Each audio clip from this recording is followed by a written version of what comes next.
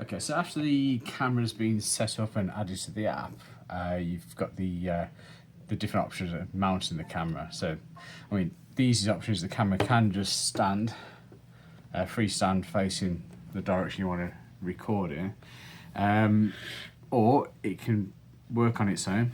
Sorry, well, we can work on its own mounted, because this has got batteries installed, so if you want to fully charge it before you put it out, either way. But you can either go on its own, or we can use it with the solar panel, which is there.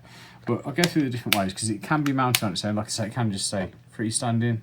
If you want to point it maybe something like a grave or something like that to keep an eye on it. Or you've got different ways of mounting it onto trees or walls. So you can go through those different ways now. So it does come with a single bracket, and this is more for if you wanted to mount the camera on the wall itself. So you'd add this device onto the back.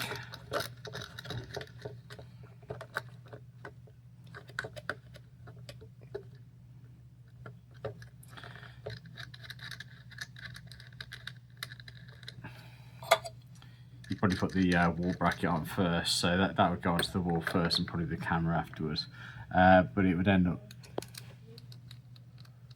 like this. So that would be if you just wanted the camera to work on its own. That can just go straight on the back like that. So you put the screws in there, which are in the box as well. Screws on the wall and the camera there, so you've got it mounted. Now the other way of mounting the camera on its own, let's just take this back out again, is using the straps. There's two lots here, and obviously you just thread the one through one of these, and if you wanted to double up, there's one on the bottom as well for the second strap to go through, and that's for if you wanted to actually put it onto a tree. You've got plenty there to go around, even the largest tree, and then again you just point in the right direction. So again, that's using just the battery. So at some point, obviously the battery's going to run out. You have to go and get it back and change it, unless you happen to have spares of these, which they're not that uncommon, but you'd have to buy yourself a charger as well. So you could get spares with a separate charger. We don't sell that, but it'd be possible to do it that way. Otherwise, if you don't have that, it's a case of bringing the camera back and then charging it up. I can open up this port. If I can lift that, there. Okay. So these are awkward to open. I'm actually going to get a pair of tweezers to open it. But basically, there's the charge ports there. You want to fully charge it until the green light comes on when it's charging and goes off when it's full. So that's how you use the camera on its own. It is designed though, if you wanted to, it's optional extra, that you could have the solar panel with it as well. So it comes with this bracket that allows you to put both on.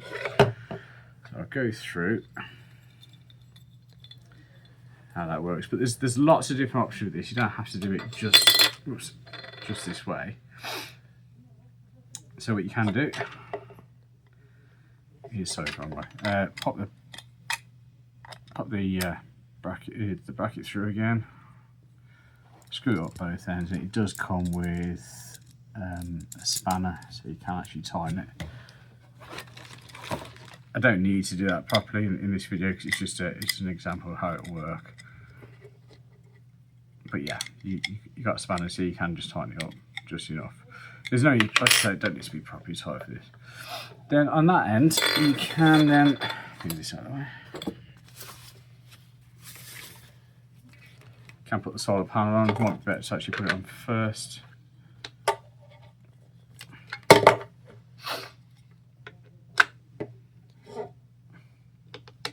Let's get it started. Yeah. And then tighten that off with the little screw at the back there. Yeah.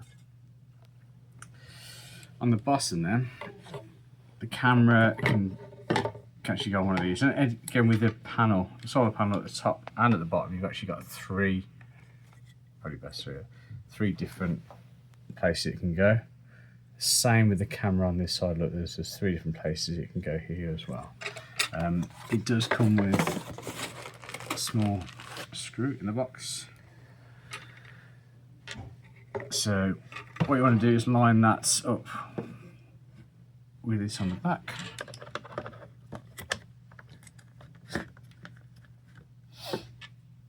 And start it off.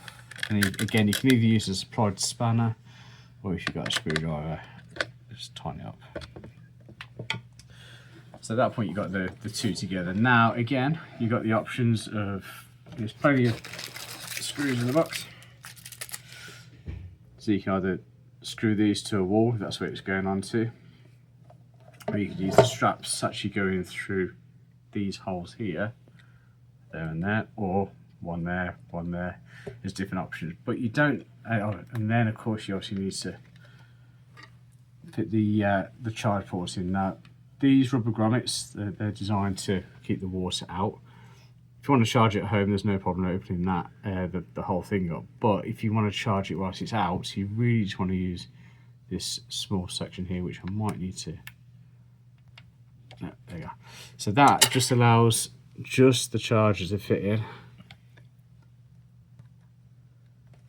whilst maintaining the device's ability to stay waterproof.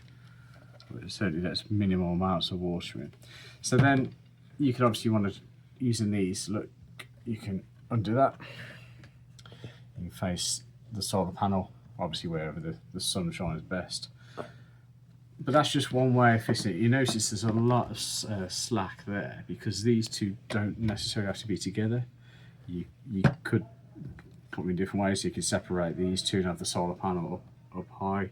You could have maybe this on the wall bracket I showed you earlier, and this just strapped to the tree, depending, or it could be on a wall. Maybe the wall you want to view doesn't have good shot of the sunlight, so you might want this further away.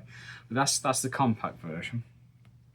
But like I said, there's different ways of mounting it, and then there's different tools in the box for helping you do so as well. Okay.